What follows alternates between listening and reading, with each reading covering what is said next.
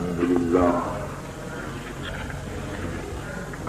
لله نحمده ونستعينه ونستغفره ونؤمن به ونتوكل عليه ونعوذ بالله من شرور أنفسنا ومن سيئات أعمالنا من يهده الله فلا مضل له ومن يضلله فلا هادي له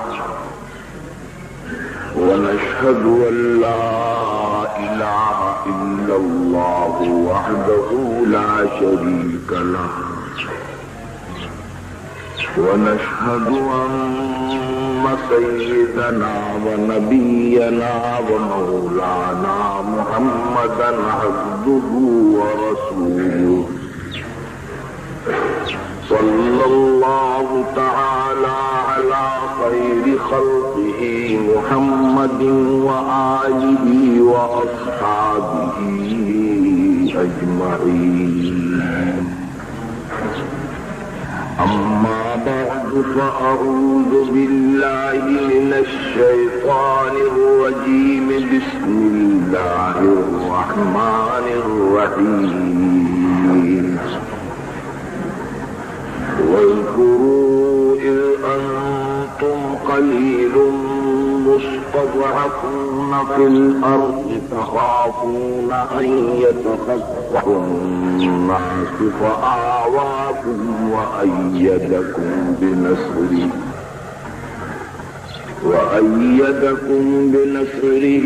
ورزقكم من الطيبات لعلكم تشكرون يا أيها الذين آمنوا لا تخونوا الله والرسول وتخونوا أماناتكم وأنتم تعلمون واعلموا أنما أموالكم وأولادكم فتنة وأن الله عنده أجر عظيم صدق الله بزرگان محترم اور برادران عزیز، آج جس نئے مہینے میں ہم اور آپ موجود ہیں، اس مہینے کا نام آپ کو معلوم ہے، اسلامی جنتری میں محرم الحرام کے ساتھ اس کو تعطیل کیا جاتا ہے، اور اس مہینے سے ہمارا سال، ہماری جنتری اور ہمارا سن تبدیل ہو جاتا ہے۔ محرم سے پہلے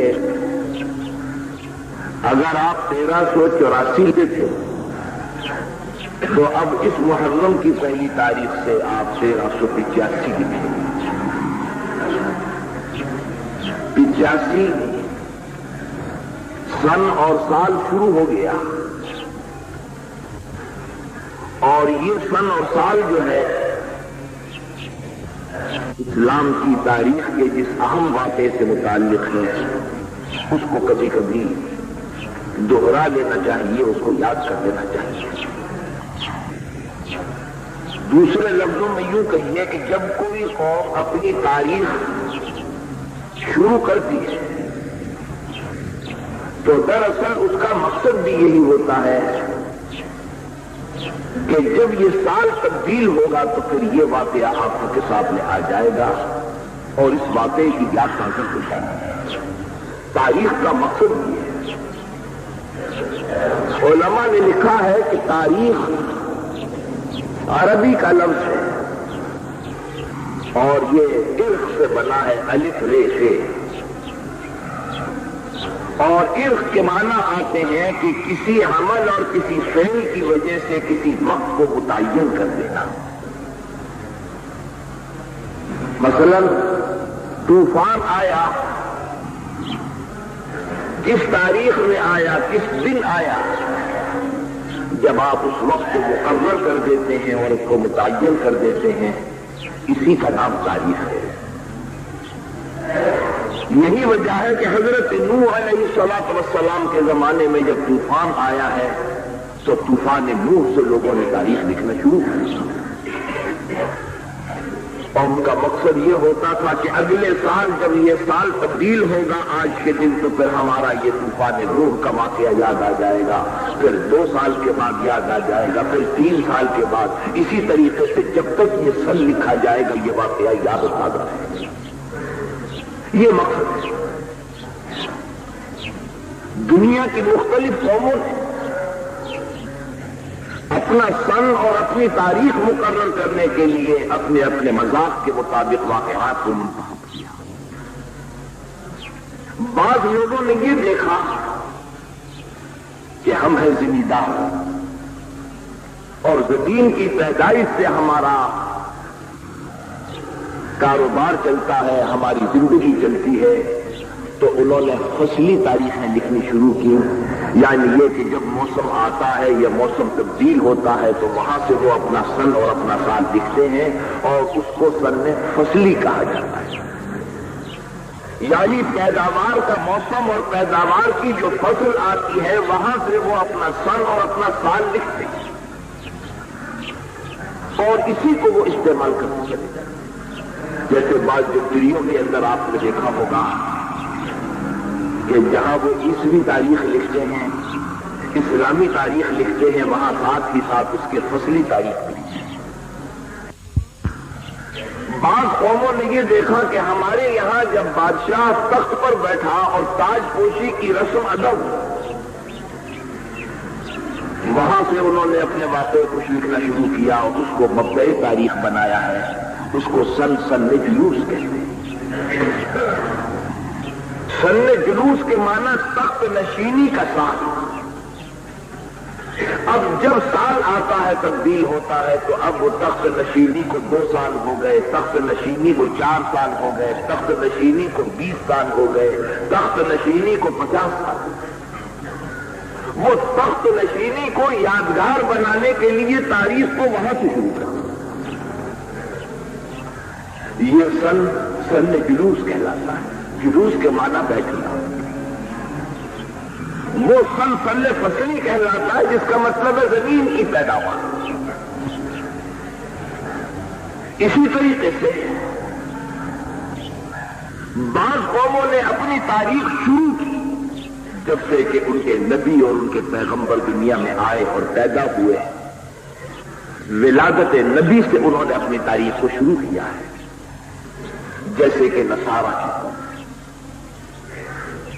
بعض دوستوں نے مجھ سے یہ بھی کہا کہ یہ جو نصرانی تاریخ لکھتے ہیں جس کو عیسوی تاریخ کہتے ہیں، یہ حضرت عیسیٰ کی وفات سے متعلق ہے، لیکن میرا یہ خیال ہے کہ شاید یہ بات صحیح نہیں ہے، اس لیے کہ حضرت عمر فاروق رضی اللہ تعالی عنہ نے ایک صحابی کو جو جواب دیا ہے اس سے پتہ چلتا ہے کہ یہ تاریخ ولادت لکھتے ہیں، تاریخ وفات نہیں لکھتے۔ واقعہ یہ پیش آیا کہ حضرت عمر فاروق رضی اللہ تعالی عنہ کے زمانے میں ایک تحریر آئی صاحب جس پر شعبان کا مہینہ لکھا ہوا ہے، سن نہیں لکھا ہوا، اور شاید یہ وجہ ہوگی کہ ابھی تک مسلمانوں نے اجتماعی طور پر یہ طے نہیں کیا کہ ہم کو کون سا سن لکھنا ہے۔ بعض لوگ اپنی کتابوں میں اور اپنی تحریروں کے اندر سن لکھتے تھے عام الفیل، یعنی جب وہ ہاتھیوں کا لشکر آیا ہے خانہ کعبہ کو گرانے اور منہدم کرنے کے لیے، اور حضور اکرم صلی اللہ علیہ وسلم کی پیدائش میں صرف 2.25 مہینے ابھی باقی، اس سن کو کہا جاتا ہے عام الفیل، یعنی ہاتھیوں کا لشکر جس سال مکے میں داخل ہوا ہے خانہ کعبہ کو گرانے کے لیے وہ سال، تو عام الفیل کا 2 سال، عام الفیل کا 3 سال، عام الفیل کا 4 سال۔ حضور اکرم صلی اللہ علیہ وسلم عام الفیل کے پہلے سال میں پیدا ہوئے ہیں، جبکہ اس سن کو گزرے ہوئے صرف 2.25 مہینے، اور آگے چل کر لکھتے رہے عام الفیل 3 4 5 6 7. بعض لوگوں نے یہاں سے شروع کر دیا کہ جب حضور اکرم صلی اللہ علیہ وسلم دنیا میں تشریف لائے آپ کی ولادت پاک سے تو سن نبوی کہتے تھے اس کو. سن نبوی کا مطلب یہ ہے کہ آپ کو تشریف لائے ہوئے. ہاں آپ کی نبوت کا یہ پہلا سال ہے, پیدائش نہیں بلکہ جب سے اللہ نے آپ کو نبی و رسول بنایا. نبوت کا پہلا سال, نبوت کا دوسرا سال, نبوت کا تیسرا سال, یہ سن نبوی. اسی طریقے سے مختلف طور پر لوگ لکھا کرتے تھے. ابھی یہ طے نہیں ہوا کہ مسلمان بحیثیت مسلم قوم کے کون سا سن اور کون سا طریقہ تاریخ کا اختیار کرے. چنانچہ اس کاغذ کے بارے میں یہ خیال پیدا ہوا کہ یہ پتہ نہیں کہ یہ اگلے سال استعمال کیا جا چکا ہے یا یہ آئندہ سال آنے والا جو شعبان ہے اس کے بارے میں, اس لیے کہ سن نہیں ہے. آپ نے صحابہ کو جمع کیا اور جمع کر کے آپ نے مشورہ کیا کہ ہم کو بھی کوئی ایک سن اپنا لینا چاہیے اور اس کو ہم اسلامی سن کہیں. صحابہ کرام رضی اللہ تعالیٰ عنہم اجمعین جمع ہو گئے. ایک صاحب نے یہ مشورہ دیا کہ حضور اکرم صلی اللہ علیہ وسلم کی پیدائش اور آپ کی ولادت سے اس کو شروع کیا ہے. بعض لوگوں نے یہ مشورہ دیا کہ ہم کو سن نبوی اختیار کرنا چاہیے جب سے اللہ نے نبوت سے آپ کو سرفراز کیا. بعض لوگوں نے کہا کہ ہم کو عام الفیل اختیار کرنا چاہیے. بعضوں نے کچھ اور رائے دی ہے. جن لوگوں نے یہ کہا تھا کہ حضور کی ولادت سے اپنا سن شروع کرے, حضرت عمر فاروق نے ان کو جواب دیا ہے کہ قوم نصارہ چونکہ حضرت عیسیٰ کی پیدائش سے اپنا سن لکھتے ہیں اس لیے تشبہ پیدا ہو جائے گا, اس قوم کے ساتھ مطابقت ہو جائے گی, اس لیے ہم سن ولادت اختیار نہیں کرتے. جس سے پتا چلا کہ در حقیقت یہ جو سن لکھا جاتا ہے سن عیسوی یہ پیدائش کا ہے, وفات کا. اس لیے عربی کی کتابوں میں اس سن کو سن میلادی کہتے ہیں. سن میلادی کے معنی یہ ہے, میلاد کے معنی ہے پیدائش. سن میلادی کا مطلب یہ ہے کہ جو کسی کی آمد اور کسی کی پیدائش سے متعلق سن ہے اس سن کو سن میلادی کہتے ہیں. یہ وہ سن ہے کہ جو عیسوی قوم لکھتی ہے حضرت عیسیٰ علیہ السلام کی پیدائش اور ولادت سے. تو میں یہ عرض کر رہا تھا کہ کسی نے سن فصلی اختیار کیا, کسی نے سن جلوس اختیار کیا, کسی نے طوفان نوح اختیار کیا, کسی نے کسی لشکر کشی کا زمانہ اور لشکر کشی کا جو واقعہ تھا اس کو مبدأ تاریخ بنا کر عام الفیل اختیار کیا. مسلمانوں کے سامنے یہ سوال درپیش ہے کہ ہم کو کون سا سن اختیار کرنا چاہیے اور ہم اپنی تاریخ کی ابتدا کرنا چاہیے. بعض روایتوں سے یہ معلوم ہوتا ہے کہ حضور اکرم صلی اللہ علیہ وسلم جب مدینے میں تشریف لائے ہیں تو آپ نے صحابہ کو یہ حکم دے دیا تھا کہ میری ہجرت کے واقعے سے تم اپنی تاریخ اور اپنے سن کو شروع کرو. لیکن صحیح قول یہ ہے کہ حضور اکرم صلی اللہ علیہ وسلم کے زمانے میں یہ بات واضح اور صاف نہیں ہے. اس لیے کہ کوئی سن لکھ رہا ہے, کوئی دوسرا سن لکھ رہا ہے, کوئی تیسرا سن لکھ رہا ہے. حضرت عیسیٰ علیہ السلام کی پیدائش کا سن بھی 6 لکھا جا رہا ہے, اس لیے کہ 500 سال سے کچھ زیادہ زمانہ گزرا ہے کہ جب حضور اکرم صلی اللہ علیہ وسلم تشریف لائے. تو گویا کہ 6 صدی عیسوی میں سرکار دو عالم صلی اللہ علیہ وسلم کی ولادت اور آپ کی پیدائش ضرور سے آئی ہے. بعض لوگوں نے تو مہینوں کے تاریخ مہینے بھی اور تاریخ بھی لکھی ہے جو مجھے اس وقت یاد نہیں, لیکن یہ کہ وہ صدی ہے 6. تو حضور اکرم صلی اللہ علیہ وسلم کے زمانے میں جب یہ بات صاف ہوئی تو حضرت عمر فاروق کے زمانے میں یہ جب مسئلہ آیا تو حضرت عمر فاروق نے فرمایا کہ تاریخ ولادت تو ہم اس لیے نہیں لیتے کہ تشبہ ہوگا نصارہ کے ساتھ, اور تاریخ نبوی بھی ہم اس لیے نہیں لیتے کہ ایک طرف حضور کو نبوت ملی اور دوسری طرف مسلمانوں کے اوپر تکلیف اور مصیبتوں کا دور شروع ہوتا ہے، اس لیے کہ حق کی آواز کو بلند کرنا تھا، اسلام کو قبول کرنا تھا کہ مسلمانوں کے اوپر تکلیف ہی تکلیف اور مصیبتیں ہی مصیبتیں مسلمانوں پر آتی ہیں۔ چنانچہ مکے کی 13 سالہ زندگی کا زمانہ جو ہے یہ بڑا سخت اور بڑا شدید زمانہ مسلمانوں کی۔ آپ نے فرمایا کہ نہیں، اس کو بھی ہم یادگار نہیں بنانا چاہتے، فرمایا کہ اس واقعے کو یادگار بنانا چاہیے جہاں سے مسلمانوں کا عروج اور مسلمانوں کی بلندی شروع ہوتی ہے، اور مسلمانوں کے عروج کا اور سربلندی کا دور شروع ہوتا ہے جب سے سرکار دو عالم صلی اللہ علیہ وسلم مکے سے ہجرت فرما کر مدینے میں تشریف لائے۔ لہذا یہ سن کون سا ہوا؟ سن ہجری۔ سن ہجری کا مطلب یہ ہے کہ ہجرت النبی صلی اللہ علیہ وسلم، جب آپ نے مکے کو چھوڑا ہے اور مدینے کو اختیار کیا ہے، جب سے اس واقعے کی ابتدا ہوئی ہے اور جب سے ہم نے یہ سن شروع کیا۔ 1385 کا مطلب یہ ہے کہ آج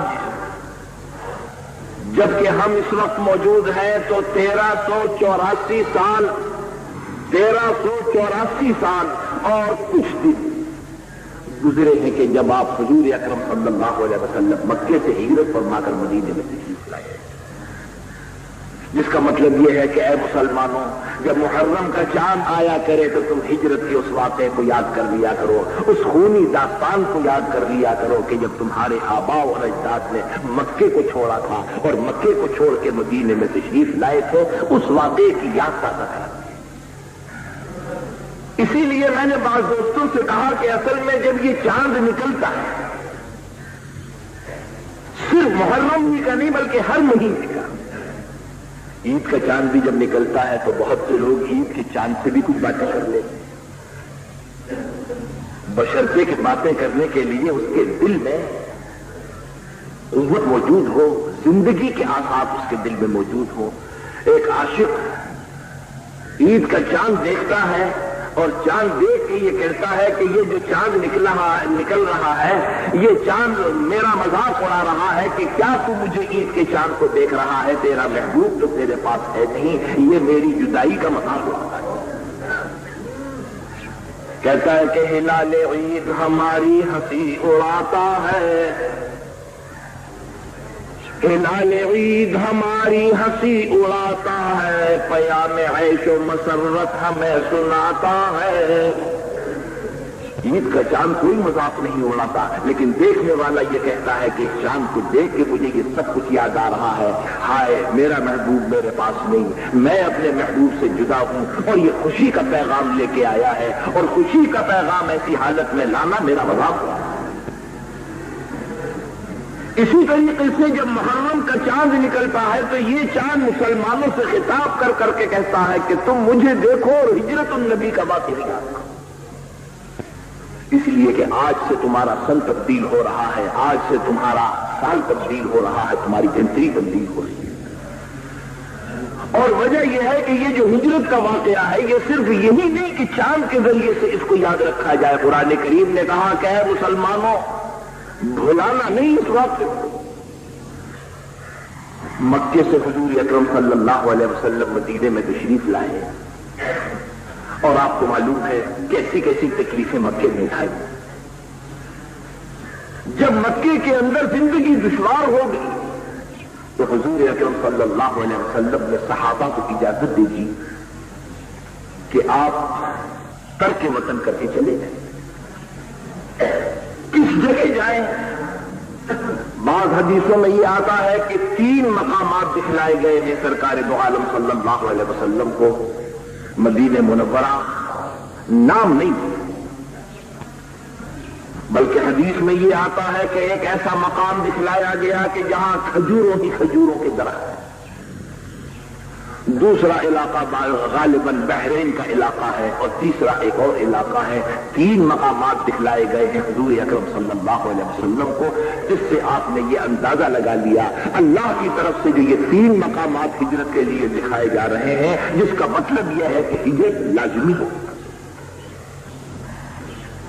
اور غالباً ایسا معلوم ہوتا ہے کہ ہجرت کرنا یعنی ترک وطن کر کے چلا جانا یہ نبیوں کی اور پیغمبروں کی سنت ہے جو سبھی کو پیش ہے۔ وجہ اس کی یہ ہے کہ نبی اور پیغمبر ایک ایسی ہستی اور ایک ایسی ذات کا نام ہے کہ جو کبھی باطل کے ساتھ مصالحت نہیں کرتی، ہمیشہ حق کی آواز کو بلند کرتے ہیں، اور حق کی آواز کو بلند کرنے کے نتیجے میں ان کو اپنے عزیزوں کو چھوڑنا پڑتا ہے، ان کو اپنے وطن کو بھی چھوڑنا پڑتا ہے، اور جہاں ان کی آواز قبول کرنے کے امکانات ہوتے ہیں وہاں ان کو جانا پڑتا ہے۔ اسی لیے حضور اکرم صلی اللہ علیہ وسلم کو 3 مقامات دکھلا دیے۔ آپ نے صحابہ سے کہا کہ آپ ترک وطن کر کے جائیں۔ ادھر مدینہ منورہ کا یہ حال ہے، یہودیوں کی یہ بستی ہے، اور نبوت کا 11واں سال ہے کہ حضور اکرم صلی اللہ علیہ وسلم کے پاس کچھ یہودی آئے ہیں مدینہ منورہ سے، اسلام قبول کیا ہے، اور اسلام قبول کر کے مدینے میں گئے ہیں تو مدینے میں اسلام کی ابتدا ہو چکی تھی، نبوت کی 11 سال۔ کچھ لوگ ایسے تھے کہ جو حضور کی شہرت تو سنتے تھے لیکن اب تک وہ مکے آ کر آپ سے ملاقات نہیں۔ انہی میں سے یہود کے ایک بڑے زبردست عالم ہیں جن کا نام ہے حضرت عبداللہ ابن سلام۔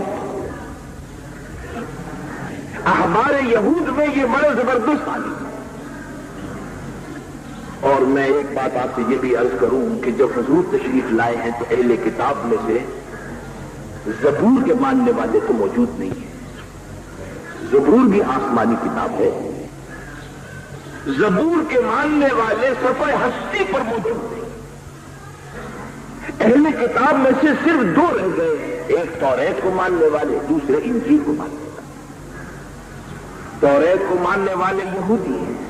انجیل کو ماننے والے نصارا ہیں، اور یہ دونوں کے دونوں آسمانی نبی اور پیغمبر پر بھی ایمان رکھتے ہیں، آسمانی کتاب پر بھی ایمان رکھتے ہیں۔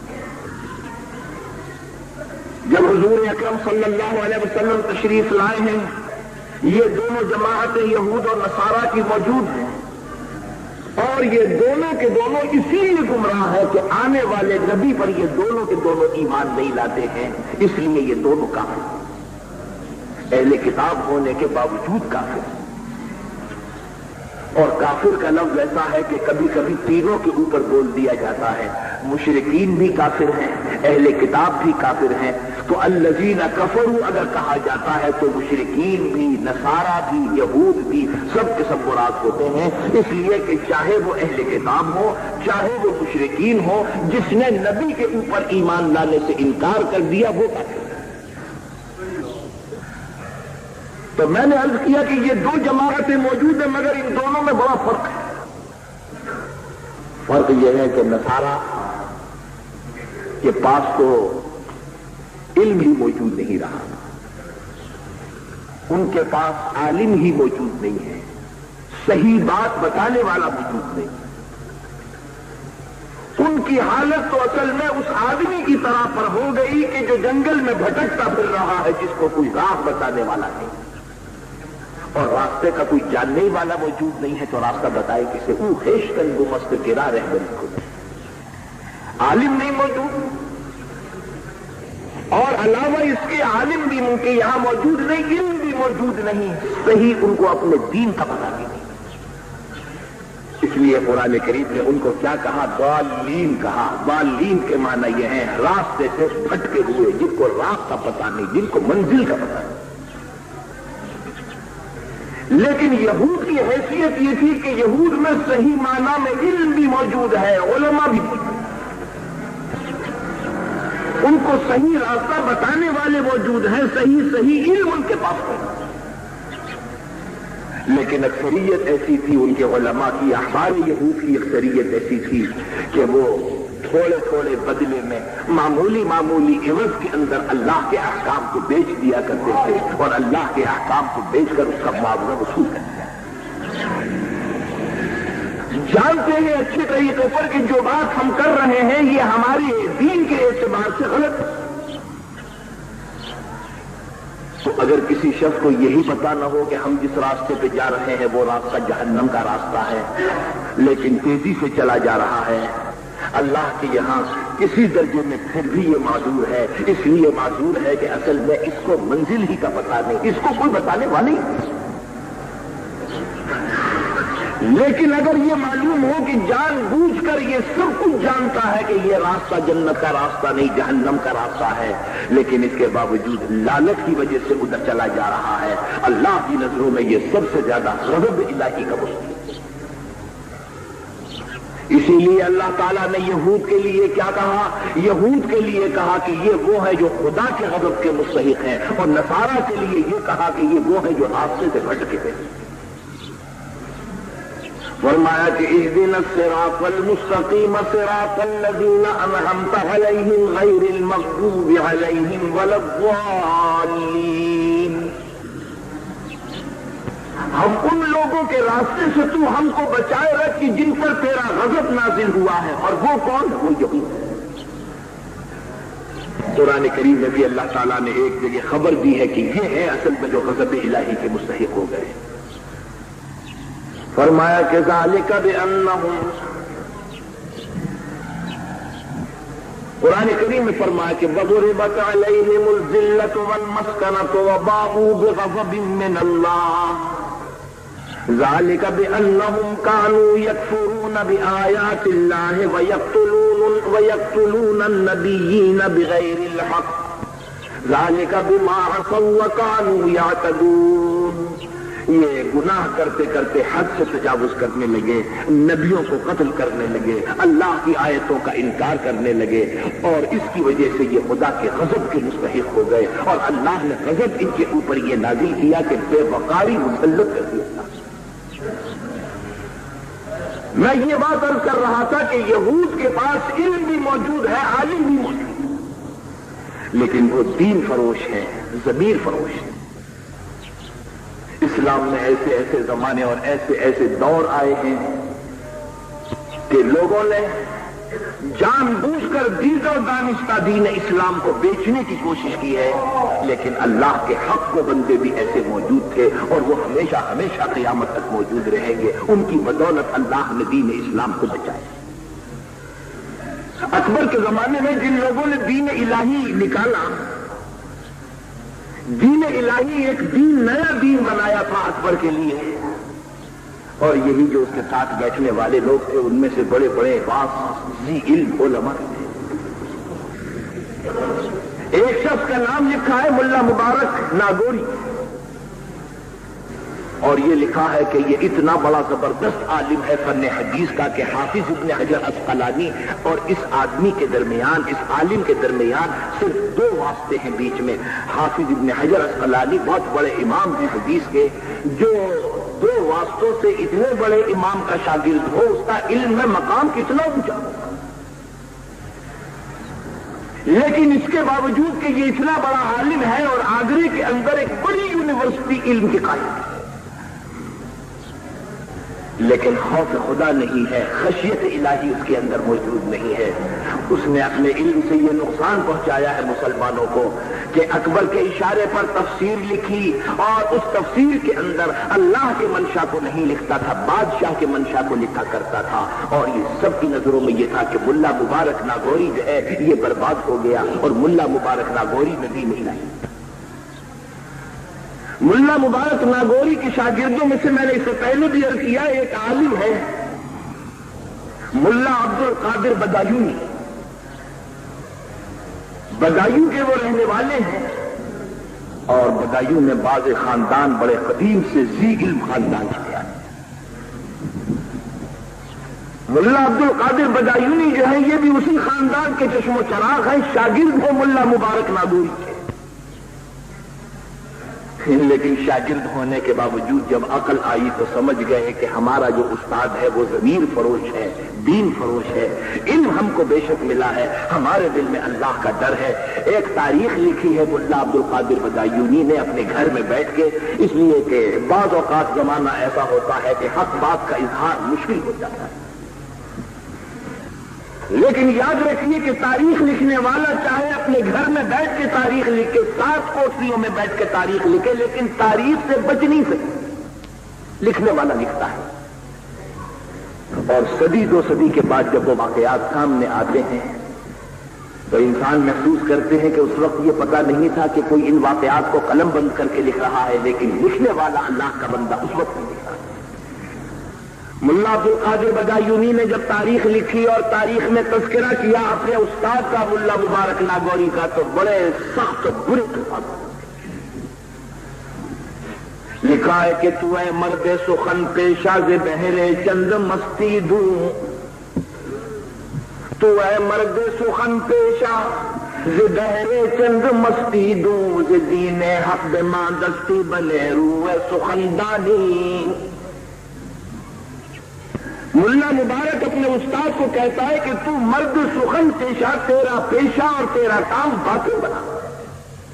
مرد سخن پیشہ،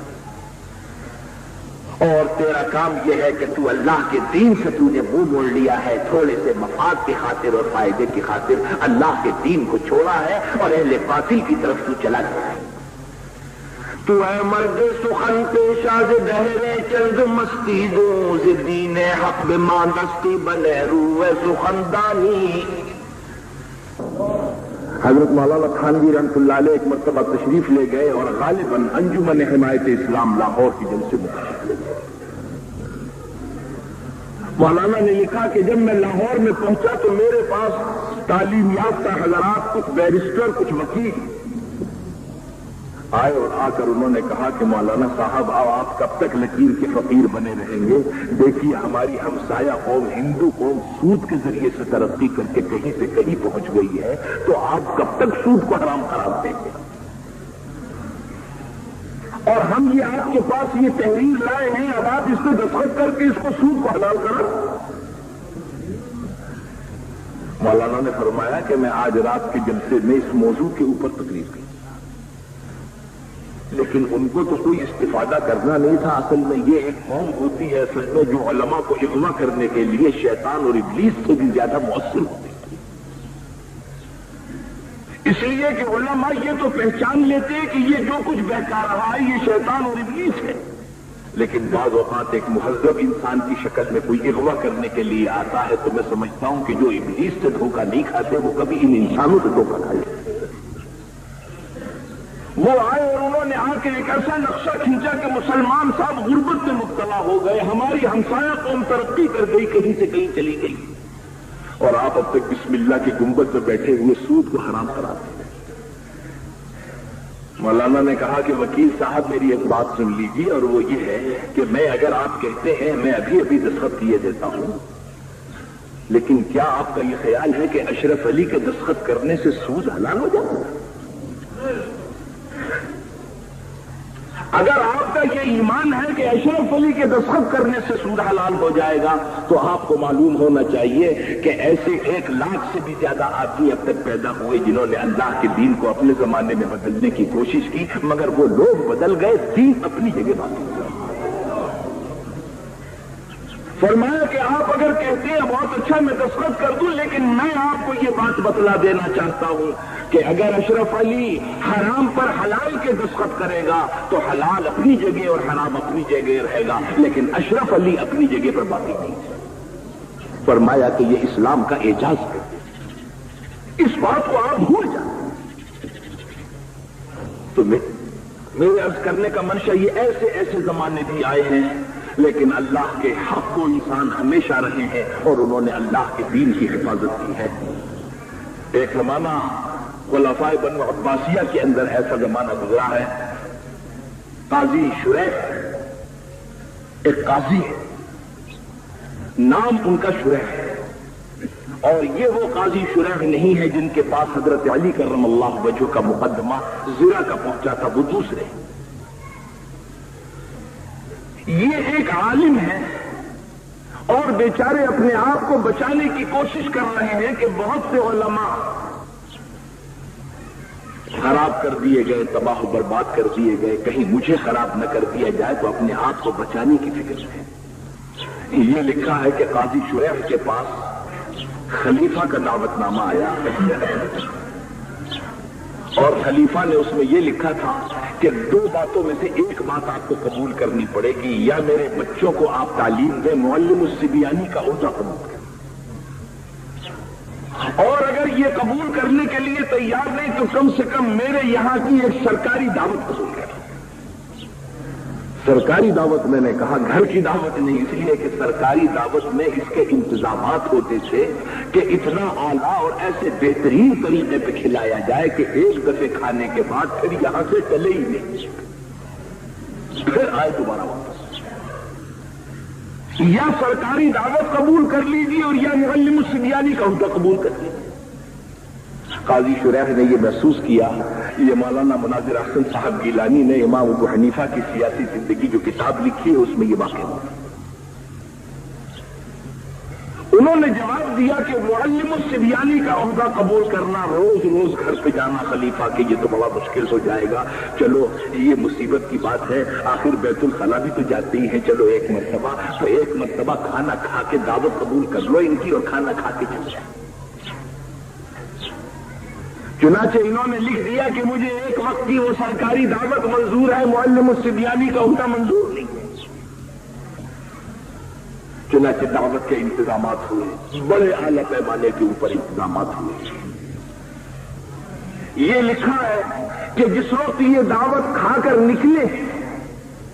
तो खलीफा ने दरियाफ्त किया है दारोगा मतबख से, जो मतबख का इंचार्ज है, उससे पूछा,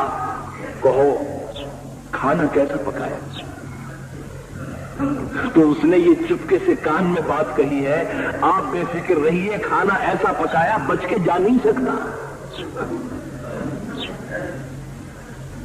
जो ये लिखा है कि वो जिसने एक वक्त की दावत कबूल की थी, दावत भी कबूल करनी पड़ी और आगे चलकर पता नहीं उस दावत के अंदर क्या मिला दिया था कि फिर मुअल्लिमुस सिबियानी का ओहदा भी कबूल कर। अब मुअल्लिमुस सिबियानी का ओहदा भी कबूल कर लिया। एक मर्तबा खलीफा ने इनको एक पर्चा लिख के दिया है, जिसको कहिए हुंडी कहिए, चेक कहिए। उस जमाने में ये तरीके नहीं थे कि एक बैंक है, नेशनल बैंक की एक बिल्डिंग है, वहां जा रहे हैं आप चेक लेके कि साहब ये सरकारी चेक है इसे दे दीजिए। उस जमाने में तरीके ये थे कि इलाके तकसीम हो जाते थे और बाज़ औक़ात कोई बड़ा दौलतमंद उनमें से यहूदी भी होते थे, किसी यहूदी को किसी इलाके का ठेकेदार बना दिया कि कब यहां से वसूलियाबी भी तुम करो और हिसाब भी तुम करो, और हम कभी कभी तुम्हें पर्चा लिख के भेज दिया करेंगे और तुम यहां पर इखराजात के लिए भेज दिया करना। तो ये काजी शुरैह जो है ये एक पर्चा लेके पहुंचे हैं, जिसमें ये लिखा है कि 8,000 या 10,000 दिरहम के बारे में लिखा है कि काजी शुरैह को 10,000 दिरहम हमारी तरफ से हमारे हिसाब में दीजिए। काजी शुरैह कहते हैं मैं वो पर्चा लेके, वो चेक लेके मैं गया तो पता चला कि ये आदमी जिसके नाम पर्चा लिखा ये यहूदी। जब उसने पर्चा पढ़ा तो पर्चा पढ़ने के बाद वो मेरी शक्ल को देखे और पर्चे को देखे और देख के कहने लगा, हल बेटा खज़न, अरे ये इतनी बड़ी रकम लिखवा के लाया है कि सच सच बताना, क्या तूने कोई रेशम बेचा था? काहे की है इतनी बड़ी कीमत? तो काजी शुरैह कहते हैं कि शर्म के मारे मैंने उसको जवाब दिया कि जनाब रेशम नहीं बेचा था, रेशम से ज्यादा कीमती चीज अपना दीन और ईमान बेचा था, जिसकी कीमत मैं वसूल करने के लिए आ रहा हूं वो ये है। लेकिन इसके बावजूद हर जमाने में अल्लाह के बंदे ऐसे रहे हैं और यही वो जमाना है इमाम अबू हनीफा रहमतुल्लाह अलैह का जमाना कि तमाम जाल उनके ऊपर डाल दिए गए, हर किस्म का उनके लिए बहकाने की कोशिशें की गई। लेकिन अबू हनीफा रहमतुल्लाह अलैह हक बात के ऊपर कायम थे, हमेशा हक बात कहते रहे और उसका नतीजा यह हुआ कि इस एक इंसान की वजह से जो उलमा की और हजारों की जो जमाअत थी वो भी इन्हीं के पीछे पीछे होते थे कि जो कुछ अबू हनीफा कह रहे हैं वो हक पर। खलीफा ने एक मर्तबा ये कहा कि ये एक सरकारी दस्तावेज है, आप इसके ऊपर दस्तखत कर दें, ये उनके खानदान की दस्तावेज थी जिसमें कोई चीज हिबे की। इमाम अबू हनीफा ने उसे पढ़ा और पढ़ने के बाद ये कहा कि मेरे दस्तखत करने के माना है शहादत देना। तो शहादत तो मैं उस चीज की दूं जो बात मेरे सामने हुई हो। मुझे क्या मालूम है कि किसी ने किसी को कोई चीज दी है, ये वाकया हुआ है नहीं हुआ है, ये तो आप एक दस्तावेज लेके आए, फिर दस्तखत का करते हैं। मेरे दस्तखत करने के माना शहादत देना है, और शहादत दे नहीं सकता मैं इसलिए कि मेरे सामने ये बातें। खलीफा बड़ा नाराज हुआ और ये कहा कि ये इतने उलमा ने जो दस्तखत कर दिए हैं, ये क्या आलिम नहीं है? इमाम अबू हनीफा ने कहा मुझे नहीं मालूम कैसे दस्तखत कर दिए, बुलाइए इनको। एक बड़ी तादाद थी, वो आई।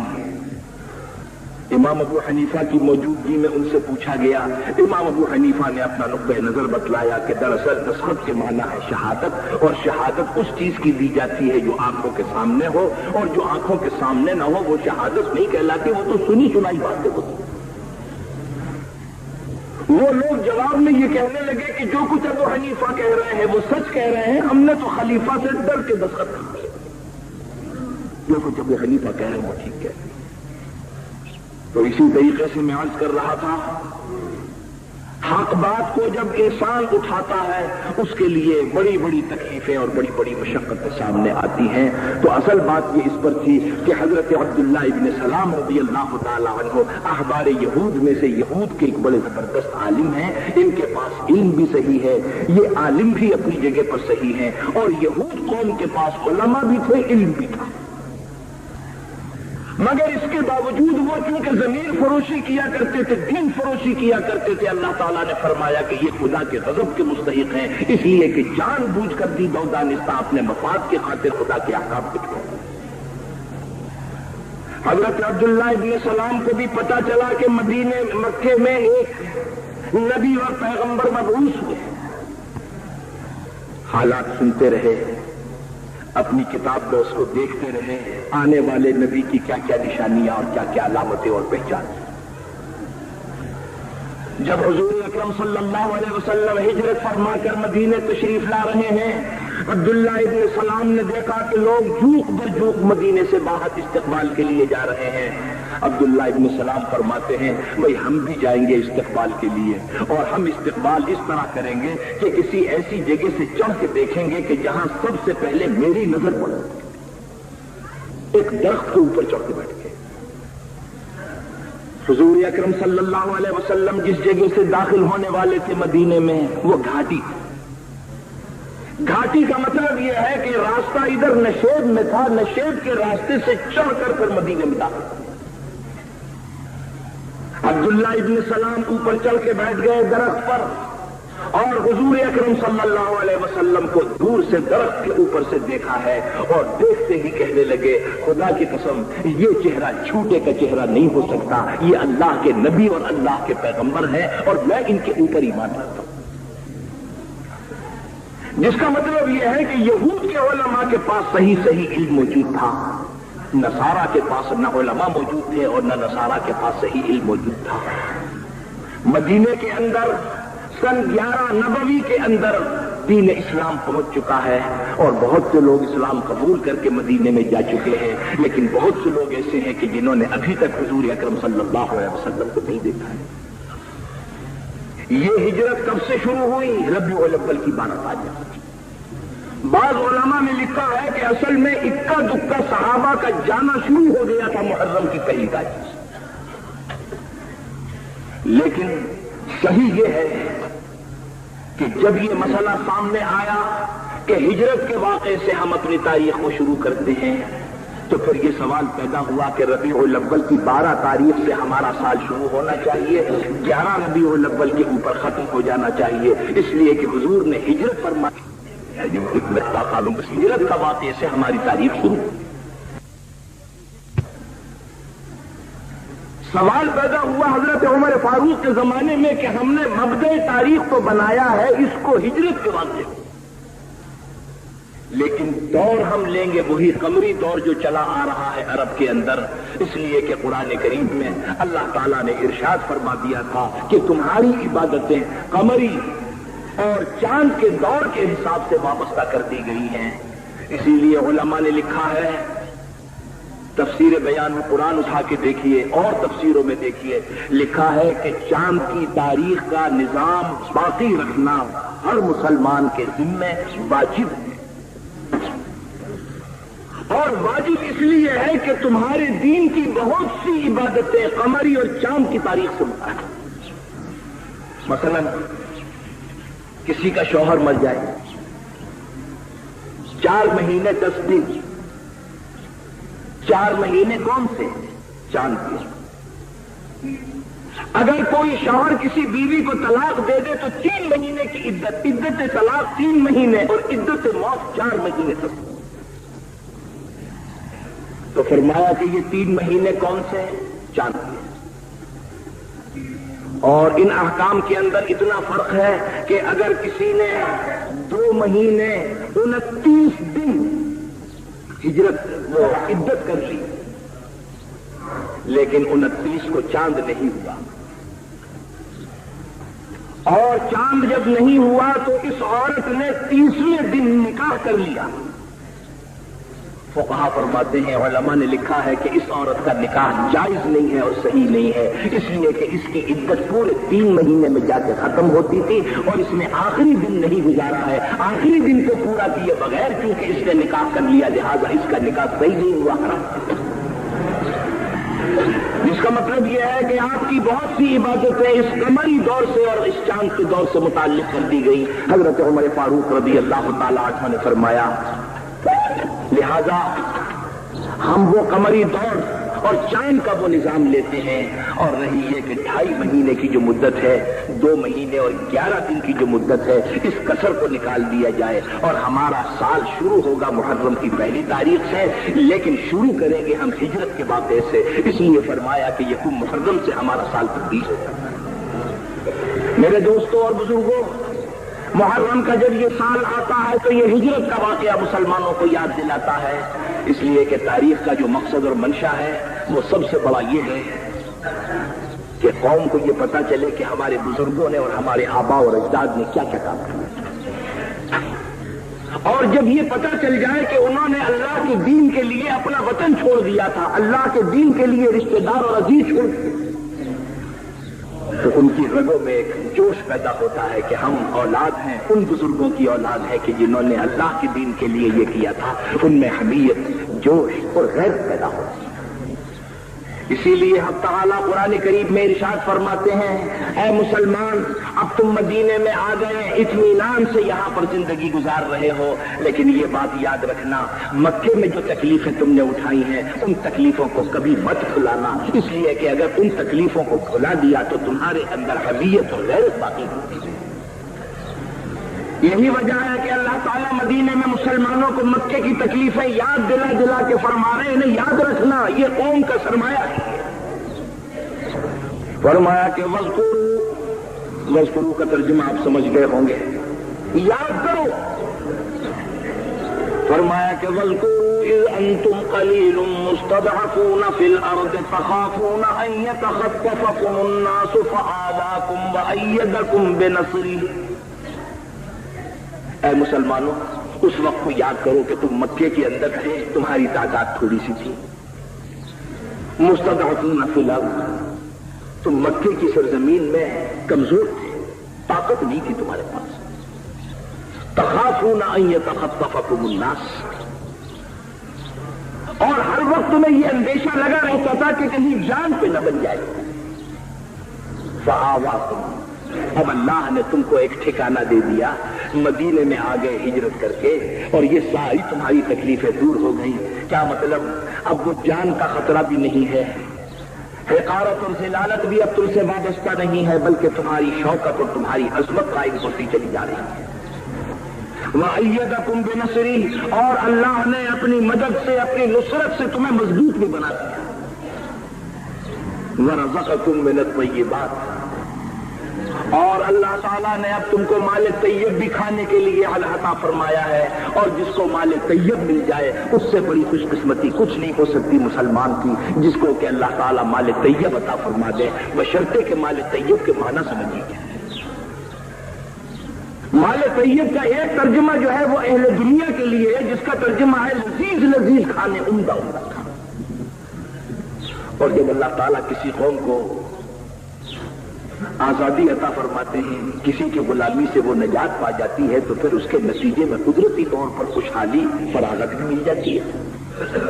پہلے سے زیادہ بہتر قسم کے کھانے کھانے لگتا ہے، اچھے قسم کے کپڑے پہننے لگتا ہے، اچھے قسم کے مکان استعمال کرنے لگتا ہے۔ لیکن فرمایا کہ ایک اور نعمت اس سے بڑی نعمت ہے، مال طیب کا ترجمہ یہ ہے کہ حلال سے اونچا درجہ ہے طیب کا۔ مال حلال تو اس مال کو کہتے ہیں کہ جس کو اللہ نے جائز قرار دیا اور اس کی ممانعت قرآن و حدیث میں نہیں فرمائی، جیسے آٹا، گندم، چنا، باجرا، اس کی ممانعت نہ قرآن میں نہ حدیث میں، اس کو کیا کہیں گے؟ حلال۔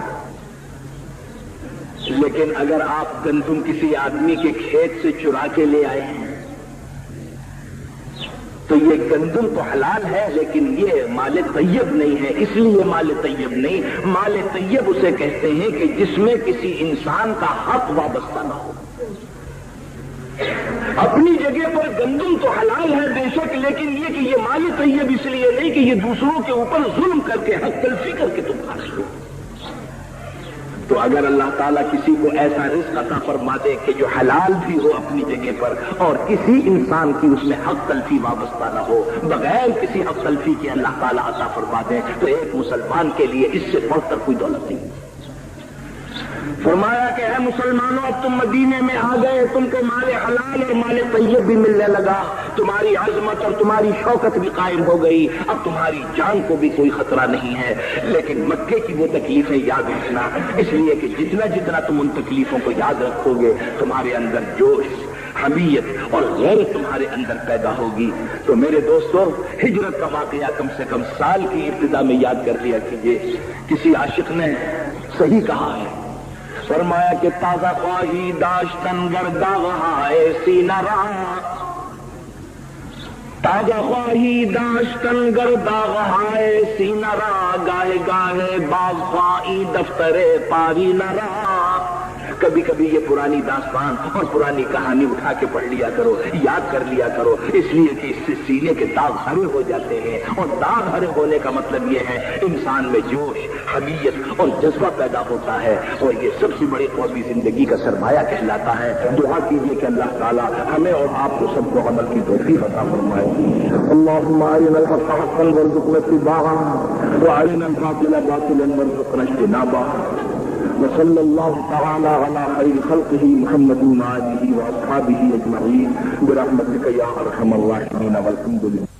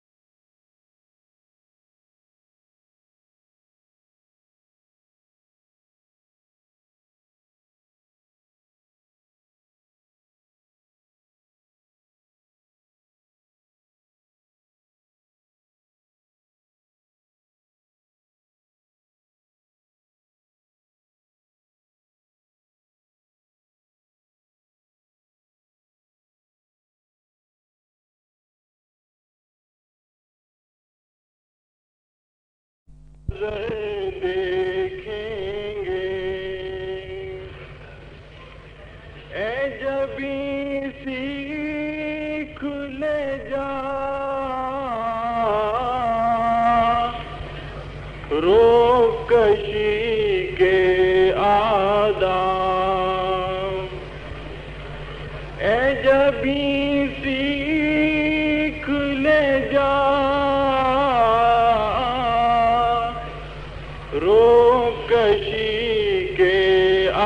وعدہ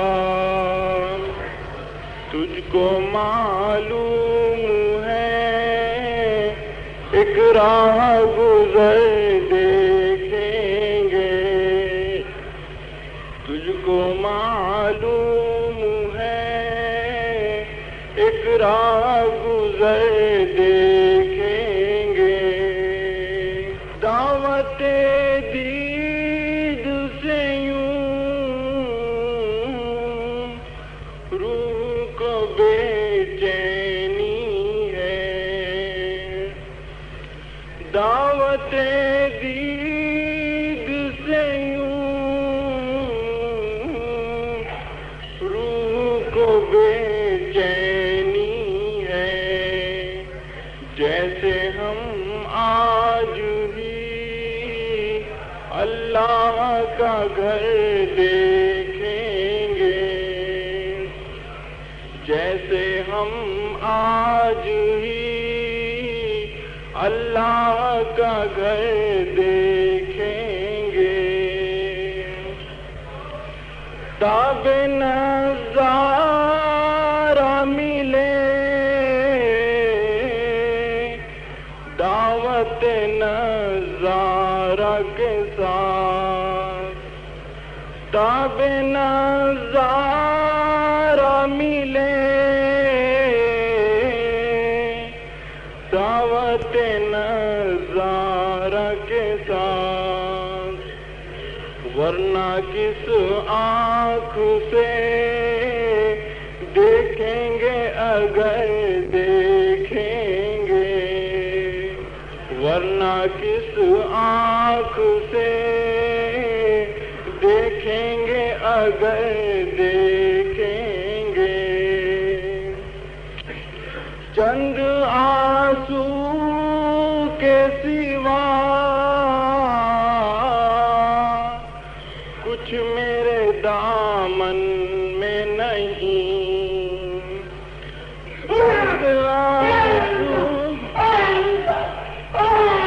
چند آنسو کے سوا کچھ میرے دامن میں نہیں، لوگ حیرت سے میرا زاد سفر دیکھیں گے،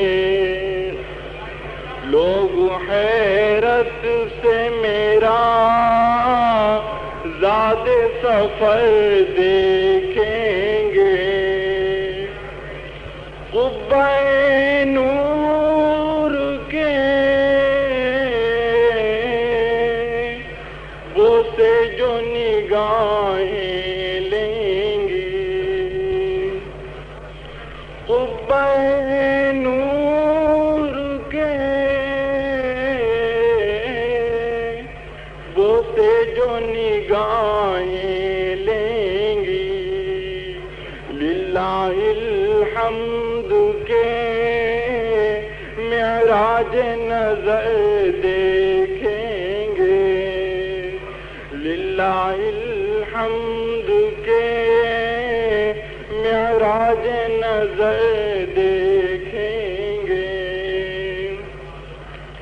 جب بسال آئیں گے آنکھوں میں حرم کے جلوے، جب بسال آئیں گے آنکھوں میں حرم کے جلوے، پھر انہی جلووں کو ہم شام و سحر دیکھیں گے، پھر انہی جلووں کو ہم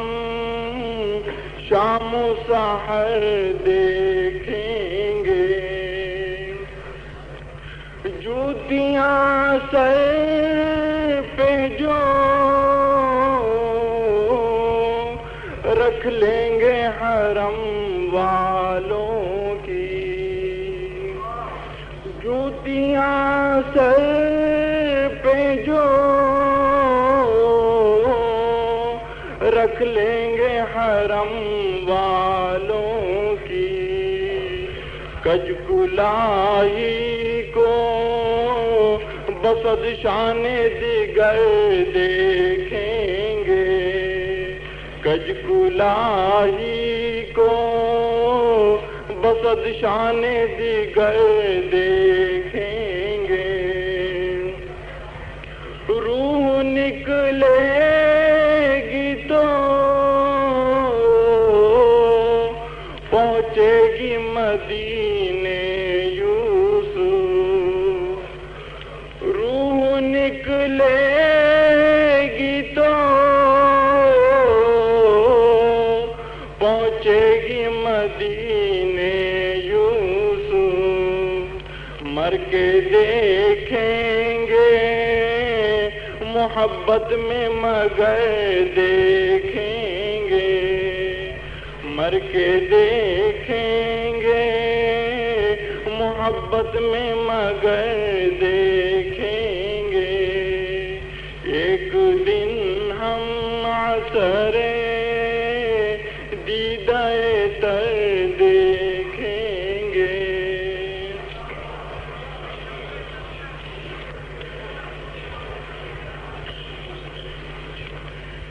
السلام علیکم۔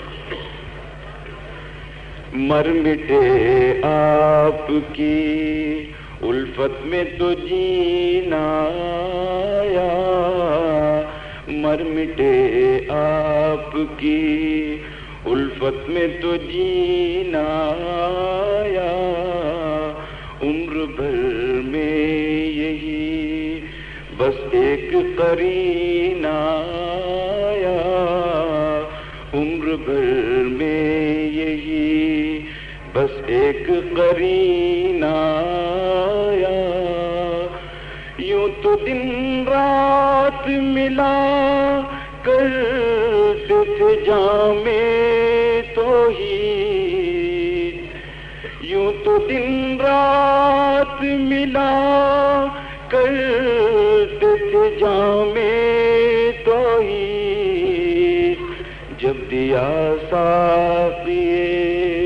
کوثر نے تو پینا آیا، حرم پاک میں جب دل کیے تھے سجدے، حرم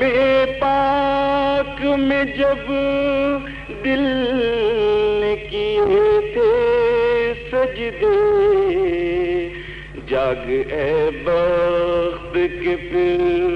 وہی مہینہ آیا، جاگ اے بخت کے پھر بحر عصیان سے بچانے کے لیے کوئی ہمیں، بحر عصیان سے بچانے کے لیے کوئی ہمیں، لے کے اللہ کی رحمت کا سفینہ آیا، لے کے اللہ کی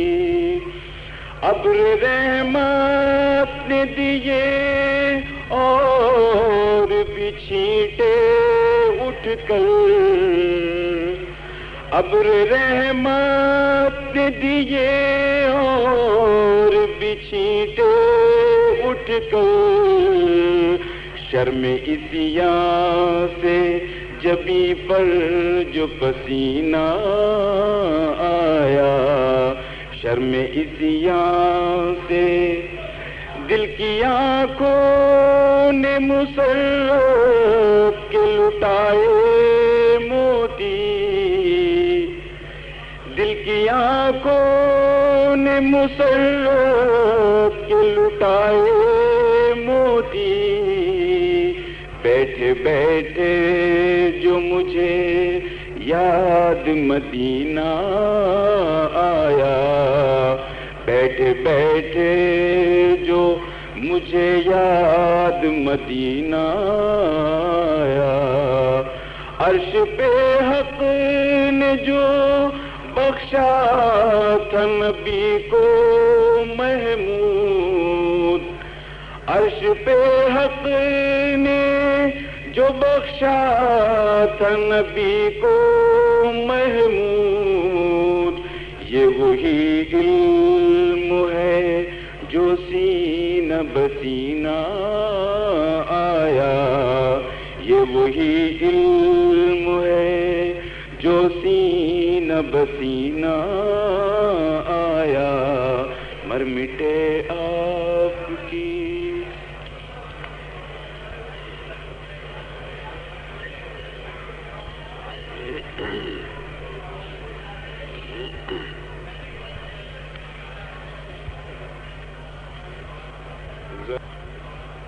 زہے مقدر،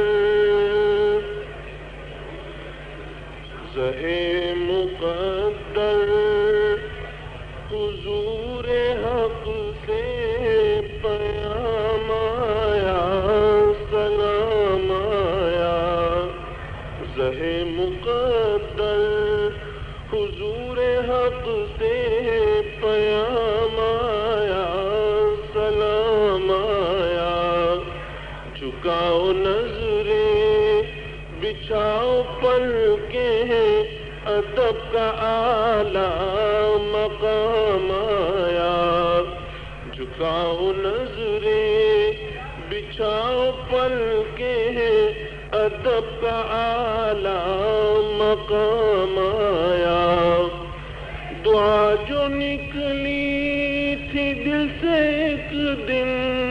پلٹ کے مقبول ہو کے آئی، دعا جو نکلی تھی دل سے ایک دن،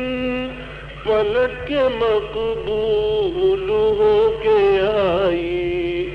وہ جذبہ جس میں تڑپ تھی سچی، وہ جذبہ آخر کو کہاں تڑپ تھی سچی، وہ جذبہ آخر کو کام آیا، فضا میں لبیک کی صدائیں ز فرش تا عرش گونجتی ہیں، فضا میں لبیک کی صدائیں ز فرش تا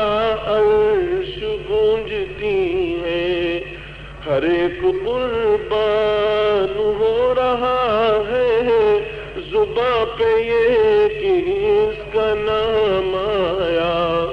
ہر ایک قربان ہو رہا ہے زباں پہ یہ کہ اس کا نام آیا،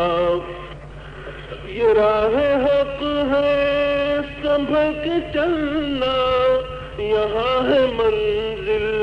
قدم قدم پر، یہ راہ حق ہے سنبھل کے چلنا، یہاں ہے منزل قدم قدم پر، پہنچنا در پر تو کہنا آقا سلام لیجئے غلام آیا، پہنچنا در پر تو کہنا آقا سلام لیجئے غلام آیا، یہ کہنا آقا بہت سے عاشق تڑپتے سے چھوڑ آیا ہوں میں، یہ کہنا آقا بہت سے عاشق تڑپتے سے چھوڑ آیا ہوں میں، بلاوے کے منتظر ہے لیکن نہ صبح آیا نہ شام آیا، بلاوے کے منتظر ہے لیکن نہ صبح آیا نہ شام آیا، زہے مقدر حضور حق سے پیام آیا، سلام آیا،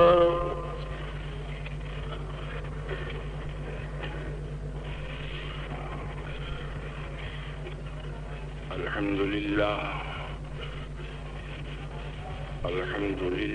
نحمده ونستعينه ونستغفره ونؤمن به ونتوكل عليه ونعوذ بالله من شرور أنفسنا ومن سيئات أعمالنا من يهده الله فلا مضل له ومن يضلله فلا هادي له ونشهد أن لا إله إلا الله وحده لا شريك له ونشهد أن سيدنا ونبينا ومولانا محمدا عبده ورسوله صلى الله تعالى على خير خلقه محمد وآله وأصحابه أجمعين أما بعد فأعوذ بالله من الشيطان الرجيم بسم الله الرحمن الرحيم إنا أنزلناه في ليلة القدر وما أدراك ما ليلة القدر ليلة القدر خير من 1000 شهر تنزل الملائكة والروح فيها بإذن ربهم من كل أمر سلام هي حتى مطلع الفجر.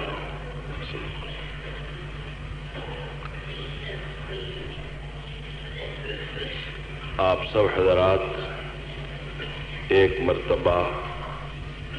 سرکار دو عالم صلی اللہ علیہ وسلم پر درود شریف بھیجیں. اللہم صلی علی سیدنا مولانا وعلی آل سیدنا مولانا محمد وبارک وسلم.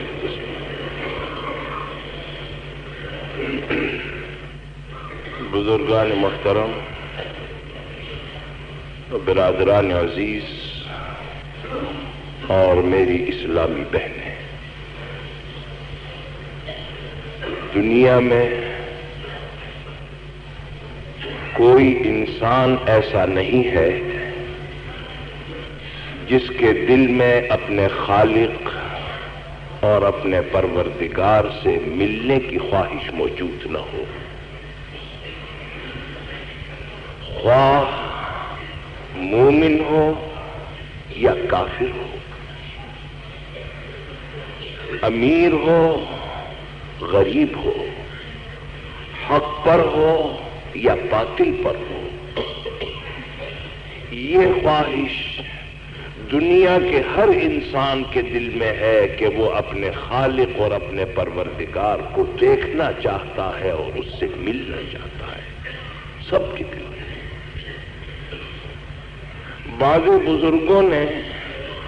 اس بات کو اس طرح لکھا ہے کہ اللہ نے اپنی محبت کا بیج دنیا کے تمام انسانوں کے دلوں میں بو دیا ہے، حتیٰ کہ کافر کے دل. اور یہ اثر ہے اس بات کا کہ انسانوں کی پیدائش سے پہلے، آدم کی پیدائش سے پہلے، تمام ارواح بنی آدم کو اللہ تعالی نے جمع کر کے ان سے ایک عہد لیا تھا. الست بربکم قالوا بلا. کیا میں تمہارا رب نہیں ہوں؟ حدیث میں آتا ہے کہ ارواح بنی آدم میں سب سے پہلے سرکار دو عالم صلی اللہ علیہ وسلم کی روح مبارک نے کہا بلا، اور آپ کی تقلید میں کل بنی نوع انسان نے بلا کہا، اقرار کیا۔ علماء نے لکھا ہے جو چھینٹا خدا کی معرفت کا اس وقت ارواح بنی آدم پر ڈالا گیا تھا، جب انسان دنیا میں قالب لے کر آتا ہے تو اس کی روح میں وہ اثر موجود ہے۔ ہر ایک کے دل میں اس کی خواہش ہے کہ وہ اپنے آقا کو دیکھے، اس سے ملے، اور بہت سے لوگ ملنے کے لیے کبھی بیابانوں میں جاتے ہیں، کبھی صحرا میں جاتے ہیں، کبھی پہاڑوں کی گھاٹیوں میں جاتے ہیں۔ فرمایا کہ گاہ معتکف دیرم و گاہ ساکن کعبہ، گاہ معتکف دیرم و گاہ ساکن کعبہ، یعنی کہ تو رامی طلبم خانہ بخانہ، ہر جگہ ڈھونڈتے۔ کبھی حضرت موسیٰ علیہ السلام پر اللہ کے لیے کوہ طور پہ جاتے ہیں، کبھی حضرت عیسیٰ علیہ السلام کوہ زیتون پر اللہ سے قریب ہونے کے لیے جاتے ہیں، کبھی سرکار دو عالم صلی اللہ علیہ وسلم غار حرا میں اللہ کی محبت میں جاتے ہیں۔ اور یہ بھی ہوتا ہے کہ بعض اوقات دنیا کے بعض انسان اللہ سے ملنا چاہتے ہیں، اس کے محل کا چکر بھی لگاتے ہیں، ملاقات نہیں ہوتی۔ مجھے بارہا اس بات کا اتفاق ہوا کہ کسی شہر میں کوئی صاحب ملے اور انہوں نے بڑے والہانہ انداز میں مجھے سینے سے لگا لیا اور کہنے لگے کہ صاحب آپ سے تو ملنے کی کوششیں بھی کرتے تھے تو ملاقات نہیں ہوتی تھی، آج آپ ہمارے گھر ہی آ گئے۔ اس کے اس جذبے کو دیکھیے کہ اس نے ملنے کی کئی مرتبہ کوشش کی ہوگی، حالانکہ ایک معمولی سے معمولی انسان کی بات ہے، لیکن بہت سے انسان ایسے بھی ہیں کہ اللہ کے کوچے کا چکر لگاتے ہیں، گھر کا طواف کرتے ہیں، گھر والے سے ملاقات نہیں ہوتی۔ فرمایا کہ بطواف خانہ رفتم، بطواف خانہ رفتم بحرم رحم ندادن، بطواف خانہ رفتم بحرم رحم ندادن، کہ برون درچے کر دی کہ درون خانہ آئی۔ ہم نے اللہ کے گھر کا چکر لگایا کہ شاید دروازہ کھل جائے، اور دروازہ کھلنے کے بعد گھر والے سے ملاقات ہو جائے۔ جواب یہ آیا کہ باہر رہ کے تو نے ہمارے ملنے کے لیے کیا کیا تھا جو اندر آنا چاہتا۔ بطواف خانہ رفتم بحرم رحم ندادن، کہ برون درچے کر دی کہ درون خانہ آئی۔ کبھی ایک انسان اللہ کو ملنے کے لیے سجدہ کرتا ہے کہ شاید سجدے میں مل جائے، اور حدیث میں آتا بھی ہے کہ جب بندہ سجدہ کرتا ہے تو اس کا سر اللہ کے قدموں میں رکھا ہوا ہوتا ہے۔ لیکن بعض لوگ ایسے ہیں وہاں بھی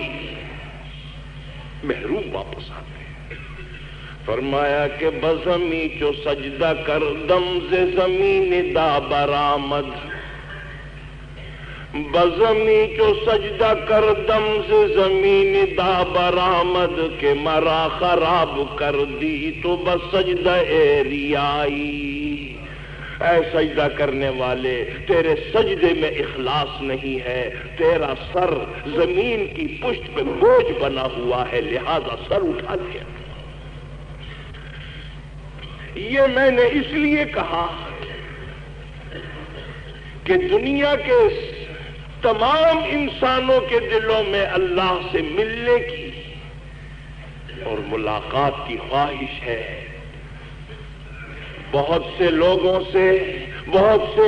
ایسے ہیں کہ ملنے کے کوشش بھی کرتے ہیں، ملاقات نہیں ہوتی، اور بعض خدا کے ایسے مقبول بندے ہیں کہ ملنے کی نیت سے بھی نہیں جاتے ہیں، مگر اللہ میاں ان سے مل لیتے ہیں۔ حضرت موسیٰ علیہ السلام اللہ کی ملاقات کی نیت سے نہیں نکلے ہیں، وہ تو آگ تلاش کرنے کے لیے نکلے ہیں کہ سردی کا زمانہ ہے، تاپنے کے لیے کوئی لکڑی وغیرہ یا آگ مل جائے تو یہاں تاپیں گے۔ لیکن وہاں وادی سے آواز آئی، یا موسیٰ، اے موسیٰ، تم جوتے اتار دو اس لیے کہ تم وادی مقدس میں داخل ہو چکے ہو، اور آج اللہ نے تم کو نبوت سے سرفراز فرما دیا۔ خدا کی دین کا موسیٰ سے پوچھئے احوال، خدا کی دین کا موسیٰ سے پوچھئے احوال، کہ آگ لینے کو جائیں پیمبری مل جائے۔ ایسی یہ بات میں نے اس لیے کہی کہ ہمارے سب کے دل میں اس بات کی تمنا اور خواہش رہتی ہے کہ ہمارے خالق اور ہمارے پروردگار سے ملاقات ہو۔ اور اگر کبھی آپ کو ایسا موقع مل جائے کہ جس احکم الحاکمین کے ملنے کی خواہش تھی، وہ آپ ہی کے گھر میں آ کے مہمان ہو جائیں اور ٹھہر جائیں، آپ ایمانداری سے بتائیے کہ وہ دن ہمارے اور آپ کے لیے کتنا خوش قسمتی کا دن ہو۔ آج جس رات میں آپ موجود ہیں یہ لیلۃ القدر ہے، اور لیلۃ القدر کے معنی ہے شب وصال، ملاقات کی رات۔ ایک ملاقات تو وہ ہوتی تھی جس کے لیے آپ چکر لگاتے تھے، آپ مسافتیں طے کر کے جاتے تھے، آپ تدبیریں کرتے تھے اور کوششیں کرتے تھے، اور ایک ملاقات یہ ہے کہ اللہ تعالی خود ہمارے اور آپ کے درمیان تشریف لے آئے۔ میں نے اپنی طرف سے نہیں کہا، فرمایا کہ شب قدر است طے شد نامہ ہجر، شب قدر است